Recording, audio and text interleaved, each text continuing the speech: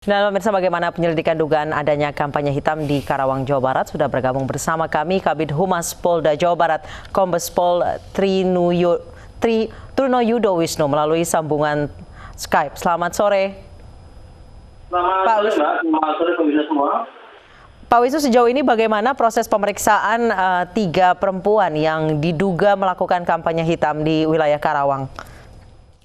Baik, untuk saat ini Polda Jabar telah menangani, tentunya di awal adalah terkait dengan Undang-Undang Tindak Pidana Pemilu. Dan Bawaslu dengan sentra gabungannya, dalam hal ini ada kepolisian, penyidik atau Direktorat Kriminal dan juga dari kejaksaan, sekarang sedang melakukan pendalaman proses untuk penyelidikan terhadap konten yang tentunya kita dapati dari Twitter akun @citrawida5. Nah, kemudian dari konten tersebut kita melihat adanya suatu unsur black campaign yang menyatakan bahwasannya konten tersebut belum tentu kebenarannya, diantaranya adalah apabila memilih salah satu pasangan calon tertentu itu tidak akan ada lagi azan dan juga adanya pernikahan sesama jenis. Itu diantaranya. Nanti kita akan lakukan proses lagi dalam pendapat ahli atau forensik. Kemudian di luar daripada Gakumdu yang ada di Bawaslu, kita juga akan melakukan tindakan pendalaman atau penyelidikan yang dilakukan oleh Direktorat Krimsus dalam hal ini Subdit Cyber yang terkaitnya dengan Undang-Undang ITE, kemudian juga terkait dengan Undang-Undang Nomor 1 Tahun 46 tentang Peraturan Hukum Pidana terkait dengan penyebaran berita bohong. Sementara itu, Mbak. Baik, sejauh ini status dari ketiga perempuan ini apa, Pak? Apakah masih dalam saksi, masih berstatus saksi? Kita lakukan dalam ini selaku terperiksa dalam proses penyelidikan. Nantinya kita akan menunggu proses dari baik itu sentra Gakumdu yang melakukan proses penyelidikan ini dan juga dari Direktorat Krimsus Polda Jabar. Nah, untuk pemenuhan unsur yang kita juga tadi sampaikan, tentunya ini nanti akan ada rekomendasi berupa dari gelar perkara berdasarkan alat bukti yang ada. Namun demikian, kepolisian Polda Jabar Jawa Barat dalam hal ini melakukan serangkaian tindakan penyelidikan khususnya di Undang-Undang ITE dan juga Undang-Undang Nomor 1 Tahun 46, yaitu dalam rangka menjaga tatanan demokrasi yang sesuai dengan aturan undang-undang yang berlaku, di mana perbuatan black campaign yang menyebarkan berita bohong ini memiliki suatu efek deteran kepada yang lainnya. Baik, Pak Trunoyudo, sejauh ini apakah ketiga perempuan ini mengakui perbuatannya? Untuk sejauh ini kita masih menunggu proses dari penyelidikan dalam hal ini pemeriksaan ya terhadap ketiga ibu tersebut yang sudah ada di Polda Jawa Barat atas nama Ika, kemudian atas nama ES dan juga CW. Sejauh ini mereka semua adalah warga dari Karawang dan kemudian kita terus berkoordinasi dan tidak menutup kemungkinan kita juga akan meminta koordinasi dengan Bawaslu dan Kejaksaan dan Gakumdu dan juga untuk Undang-Undang ITE dan lainnya kita akan lakukan permintaan pendapat ahli. Baik, jadi ketiga perempuan ini belum mengakui perbuatannya yang terekam dalam video tersebut, Pak? Masih dalam proses pemeriksaan. Kita tunggu nanti secara profesional dan prosedural dan tentunya nanti akan kami sampaikan untuk perkembangan berikutnya. Baik, sejauh ini dari hasil pemeriksaan apakah sudah diketahui motif pengunggahan maupun kampanye tersebut atau dugaan kampanye hitam tersebut? Ya, untuk motif masih kami dalami di dalam proses penyidikan ini. Dalam proses penyelidikan oleh dari Direktur Krimsus maupun juga dari tim Bawaslu atau sentra Gakumdu.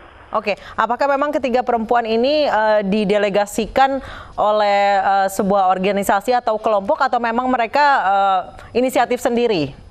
Ya, nanti kita akan sampaikan pada perkembangan berikutnya. Saat ini penyidik semuanya masih bekerja.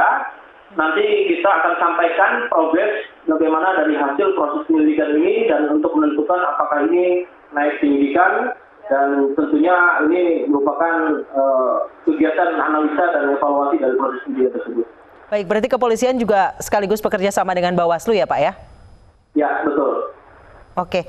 Kemudian sejauh ini dari pemeriksaan 3 perempuan ini apakah mereka memang bertujuan untuk melakukan black campaign atau bagaimana, Pak? Ya, kalau dari konten yang kita dapati dan kita ketahui bersama, yang bisa sampaikan, tentunya ini juga kita akan transkripsikan dalam suatu bentuk bahasa. Ya, ini kita butuhkan forensik dan kemudian nanti ahli bahasa. Untuk motif dan konten yang kita dapati, ini memberikan suatu konten yang penyebaran berita bohong terhadap pasangan calon nomor 1, di mana di situ dikaitkan apabila 2 periode, maka tentunya itu tidak akan ada azan lagi, dan konten ini masih menjadi bahan dalam suatu proses penyelidikan ini. Dan arah untuk black campaign-nya ke arah kelompok tertentu ataupun nanti dari ormas dan lain yang ada di belakang ini masih dalam proses dari penyelidikan tim yang ada di Polda Jawa Barat. Baik, untuk kasus ini sendiri apakah memang dilaporkan ke Polda Jawa Barat atau bagaimana, Pak? Untuk sejauh ini itu adalah dalam bentuk laporan dari tim Bawaslu awal dengan adanya keresahan masyarakat dan juga adanya potensi konflik yang terjadi di daerah Kerawang. Maka dari itu Polda Jawa Barat dalam hal ini membawa ketiga wanita tersebut ke Polda Jawa Barat. Nantinya perkembangannya pun kita akan lakukan proses penyidikan dengan Polres Kerawang karena mengingat lokusnya di sana dan untuk memudahkan proses penyidikan ini. Berarti kasus ini langsung ditangani oleh Polda Jawa Barat ya, tidak oleh Polres Kerawang ya, Pak ya? Sebenarnya kita akan melakukan Polres Kerawang langsung di backup oleh Polda Jawa Barat. Oke, Polres Kerawang yang di backup oleh Polda Jawa Barat. Saat ini ketiganya menjalani pemeriksaan di Mapolda Jawa Barat ya berarti ya, Pak? Benar. Baik, terima kasih Kombes Truno Yudo Wisnu, Kabid Humas Polda Jawa Barat telah bergabung bersama kami. Dan pemirsa di studio sudah ada Valdo Maldini, jubir dari Badan Pemenangan Nasional Prabowo Sandiaga. Selamat sore, Valdo. Sore, Assalamualaikum. Waalaikumsalam warahmatullahi wabarakatuh. Katanya ada 3 ibu-ibu menghimbau seorang pria untuk tidak memilih salah satu pasangan Capres-Cawapres. Baik, kami juga sudah terhubung dengan TB Aceh Hasan Sazili, jubir dari tim kampanye nasional melalui sambungan telepon. Baik, melalui sambungan Skype. Selamat sore Pak Aceh. Waalaikumsalam warahmatullahi wabarakatuh. Waalaikumsalam warahmatullahi wabarakatuh. Assalamualaikum. Baik, saya ke sore juga Mas Valdo. Sore Pak Aceh, kangen nih nggak ketemu udah lama. Baik, Pak Aceh, sejauh ini tanggapan Anda mengenai video door-to-door black campaign ini? Ya, pertama kami tentu mengecam ya kampanye yang dilakukan dengan menggunakan bahasa Sunda yang isinya sebetulnya itu adalah kampanye hitam. Ya, itu bukan saja hoax, tapi telah melakukan kampanye hitam dengan mengatakan bahwa jika Pak Jokowi menang kembali, maka tidak akan ada lagi pengeras suara di masjid pada saat azan, perempuan tidak lagi memakai jilbab atau kerudung, kemudian menyatakan akan melegalisasi pernikahan sejenis gitu. Saya kira itu cara-cara yang sangat tidak beradab, ya. Cara-cara yang sangat tidak baik dan menurut kami sangat sudah melanggar hukum. Baik, saya dari mana dasarnya mereka mengatakan bahwa pemerintahan Pak Jokowi akan melakukan itu? Apa sudah tidak ada lagi substansi kampanye sehingga yang dikampanyekan hal-hal seperti itu begitu?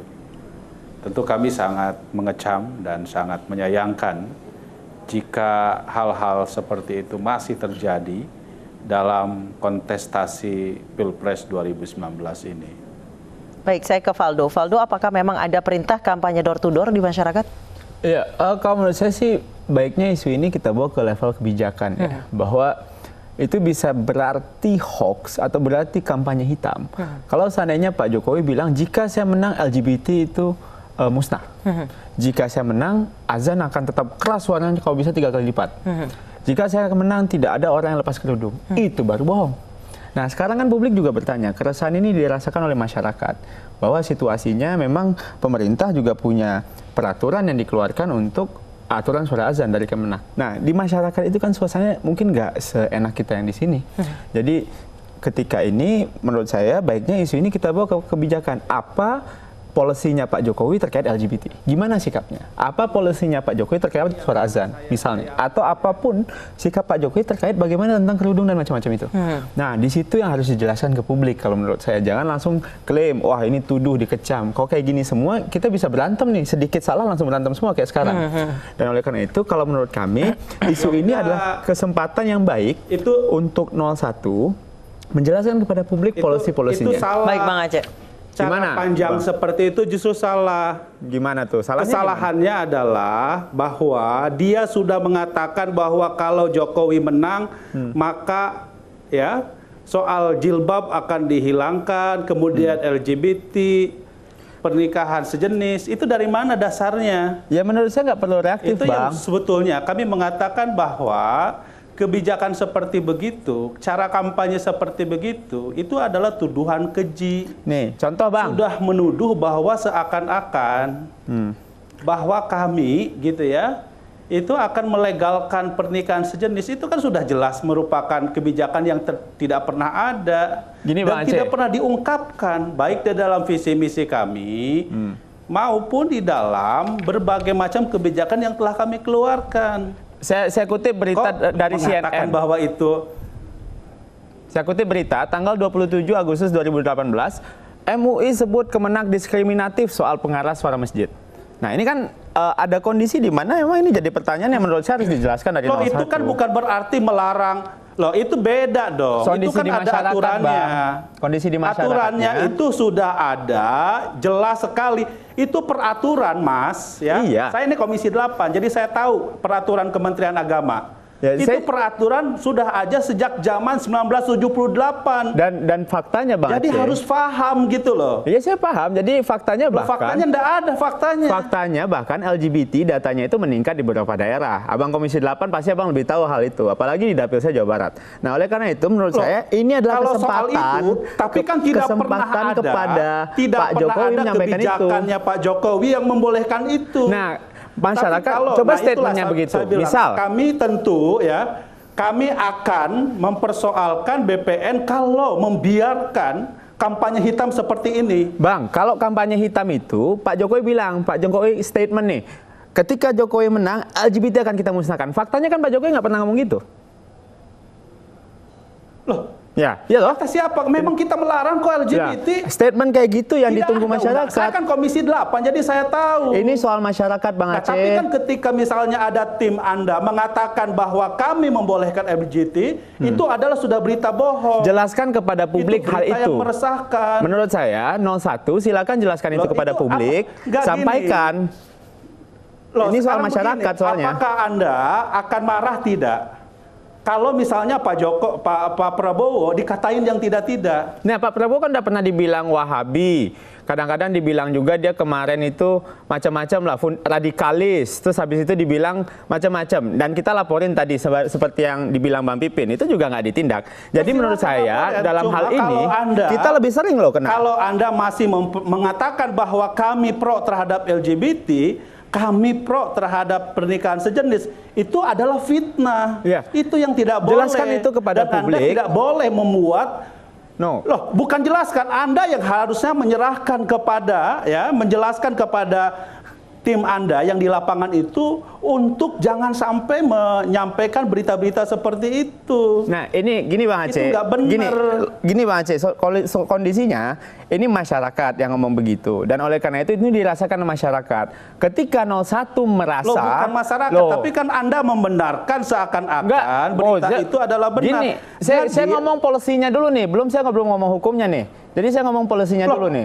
Loh, enggak, ini bukan soal polisi. Bahkan ini kita juga dibilang negara khalifah. Kalau saya ini Prabowo menang. soal tuduhan bahwa TKN dan Pak Jokowi punya kebijakan seperti itu nggak benar. Silakan jelaskan kepada publik. Saya katakan Menurut polisi saya itu nggak benar. Silakan jelaskan. Loh, bukan kebijakan dijelaskan kepada ke publik, justru kami meminta kepada pihak ya kepolisian untuk membuktikan bahwa apa yang dikampanyekan oleh orang tersebut adalah sesuatu yang hoax, fitnah. Jadi Gak sampaikan benar itu. faktanya itu belum disampaikan pada publik. Sekarang bilang kami ketika menang Pak Jokowi tidak akan membenarkan LGBT. Sampaikan. Karena Anda Sampaikan dong. Karena Anda dan tim Dan nggak Anda berani, kan? itu menuduh bahwa kami melakukan tindakan itu. Bilang gitu loh. dulu itu Bang, bilang dulu itu, bilang kayak gitu ke publik, bilang Pak Jokowi Loh, kami menang. jelas kok bahwa kami kami jelas ada aturannya. Aturan Apa? itu sudah diberlakukan sejak tahun 1978. Itu jelas ya. Terus? Yang kedua, mana Statement. ada aturan yang mengatakan bahwa LGBT itu dibolehkan di Indonesia? Nah, sampaikan Dan statement mana itu ke pernah publik Pak Jokowi sekarang. mengatakan demikian? Nah, kalau menurut saya Loh, gitu tapi Bang kan Aceh. yang jadi masalah bukan soal itunya, Loh, soal policy di dong, mana kita kan- saudara membiarkan orang yang melakukan itu dengan tuduhan yang keji seperti itu. Nggak, saya nggak membenarkan, saya masih ngomong policy dulu nih. Kalau membenarkan itu masalah hukum, nanti kita bisa bahas di segmen Loh, selanjutnya. polisi dari sejak awal saya katakan itu fitnah, berarti itu tidak benar dong. Jelaskan ke Gimana publik ya. Anda nih? Jelaskan ke publik ya. Jelaskan ke publik ya, Bang. Sampaikan, jangan nolak juga. Jangan nggak nolak juga. Loh, Sampaikan. saya katakan bahwa tidak pernah ada kebijakan kita soal pelarangan itu. Betul. Memberantas. Yang kedua, tidak memberantas pernah ada di LGBT. dalam undang-undang kita yang membolehkan LGBT. Pak Jokowi akan memberantas LGBT ya, Bang ya? Loh, memang kita mau memberantas LGBT karena itu tidak boleh kok. Tidak ada, itu melanggar hukum kok. Bagaimana Anda ini?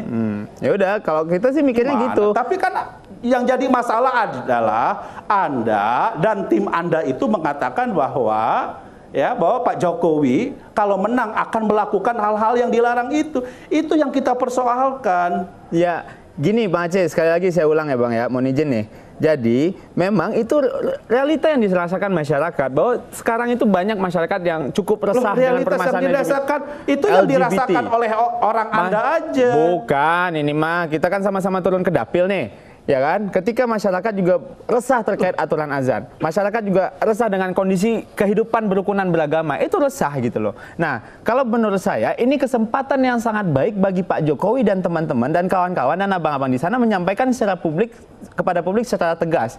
Ketika Pak Jokowi menang, insya Allah LGBT diberantas. Ketika Pak Jokowi menang, insya Allah nggak ada lagi suara azan bisa lebih keras. Ketika Pak Jokowi menang, insya Allah semuanya yang pakai jilbab itu aman. Gitu harusnya. Baik, Bang Aceh bisa dijawab. Kita harus jeda terlebih dahulu. Kami akan kembali di iNews Sore usai jeda.